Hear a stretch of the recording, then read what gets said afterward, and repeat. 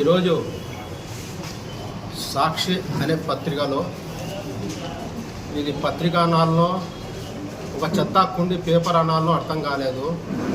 మచ్చాలేని నాయకుడు,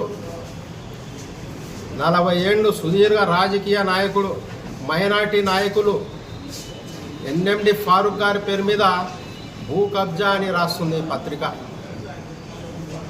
సిగ్గుండాలి ఆ పత్రికకు. ఎందుకంటే సొంత ఆస్తులు నంద్యాల ప్రజల ప్రయోజనాల కోసం, రోడ్ వైండనింగ్ కోసం, సెంటర్ల కోసం, ఈద్గాల కోసం ఇచ్చిన ఘనత ఒక నస్యం ఫ్యామిలీకి ఉంది. వాళ్ళ స్థలం వాళ్ళే కబ్జా అని రాస్తుంది దొంగ పత్రిక. సిగ్గుండాలి. ఎందుకంటే సొంత స్థలాలు ఎన్ని ఇచ్చినారో ఈ పత్రికకు తెలియదు, వైసీపీ నాయకులు కూడా తెలియదు. వాళ్ళు ఒక సెంటు భూమి ఇవ్వలేదు, వాళ్ళు ఇయ్యలేరు కూడా. ఏదో 10 రూపాయలు పేద ప్రజల మీద వేసి మేమేదో ప్రజలకు న్యాయం చేస్తున్నామంటున్నారు. మీ స్థలాలు ఇవ్వండి, మీ నాయన స్థలాలు ఇవ్వండి, మీ తాత స్థలాలు ఇవ్వండి, మీకు తెలుస్తుంది.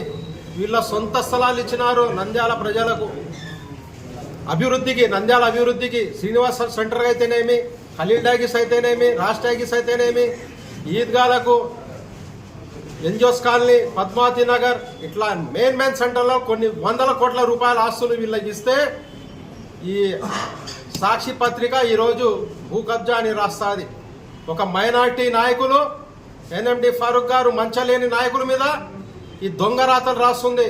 దీని మీద మేము ఖచ్చితంగా కోర్టుకు వెళ్తాం, దీని మీద ఖచ్చితంగా యాక్షన్ తీసుకుంటాం.